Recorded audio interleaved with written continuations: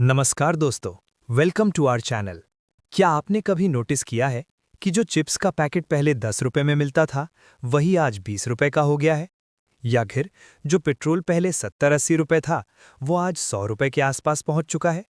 तो सवाल ये है, क्या चीजें सच में महंगी हो रही हैं या हमारे पैसों की वैल्यू कम हो रही है?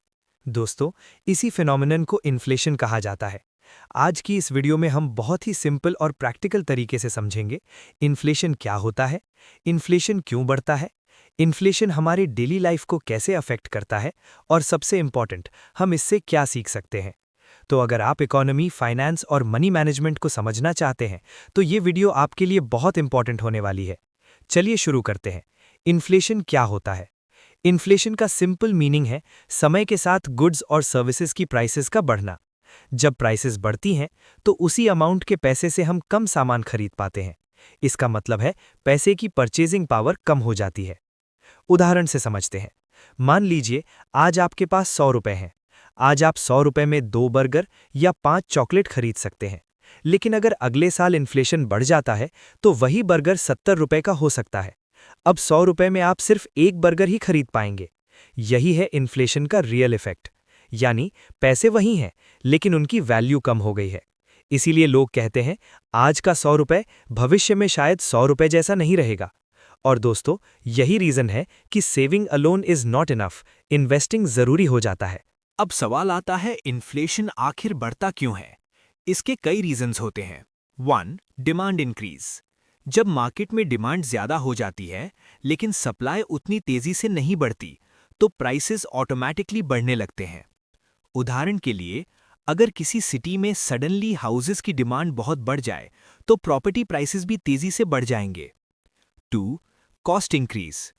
कभी कभी कंपनीज के प्रोडक्शन कॉस्ट बढ़ जाते हैं, जैसे पेट्रोल महंगा हो गया, रॉ मटेरियल महंगा हो गया, ट्रांसपोर्टेशन कॉस्ट बढ़ गया, तो कंपनीज भी प्रोडक्ट्स की प्राइस बढ़ा देती हैं। इसे कहते हैं cost push inflation. 3. Money supply increase. अगर इकोनॉमी में बहुत ज्यादा मनी सर्कुलेट होने लगे, तो लोग ज्यादा स्पेंड करेंगे, और जब स्पेंडिंग बढ़ती है तो डिमांड बढ़ती है, और फिर प्राइसेस भी बढ़ जाते हैं।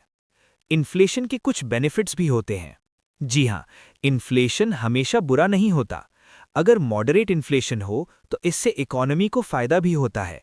जैसे बिजनेसेस ग्रो करते हैं, कंपनीज इन्वेस्टमेंट बढ़ाती हैं, एम्प्लॉयमेंट अपॉर्चुनिटीज क्रिएट होती हैं। इसलिए हर कंट्री की सेंट्रल बैंक, जैसे reserve bank of India, inflation को एक कंट्रोल्ड रेंज में रखने की कोशिश करती है। हमें इन्फ्लेशन से क्या सीखना चाहिए? इन्फ्लेशन हमें एक बहुत इंपॉर्टेंट लेसन सिखाता है। अगर पैसा सिर्फ सेविंग में रखा जाए, तो समय के साथ उसकी वैल्यू कम हो जाती है। इसीलिए फाइनेंशियल एक्सपर्ट्स कहते हैं, money should work for you. मतलब smart investing, financial planning, long term wealth creation, ये सब बहुत जरूरी हो जाता है। क्योंकि अगर आपका इन्वेस्टमेंट रिटर्न इन्फ्लेशन से ज्यादा है, तो ही आपकी रियल वेल्थ बढ़ती है। कंक्लूजन। तो दोस्तों, आज हमने सीखा इन्फ्लेशन क्या होता है, इन्फ्लेशन क्यों बढ़ता है, इसके बेनिफिट्स क्या हैं और हमें इससे क्या सीखना चाहिए। अगर आपको ये कॉन्सेप्ट समझ में आ गया, तो आप इकोनॉमी और पर्सनल फाइनेंस को पहले से कहीं बेहतर समझ पाएंगे। अगर वीडियो यूजफुल लगी हो, तो लाइक जरूर करें, और ऐसे ही फाइनेंस और इकोनॉमी के सिंपल एक्सप्लेनेशंस के लिए चैनल को सब्सक्राइब करना बिल्कुल मत भूलिए। धन्यवाद।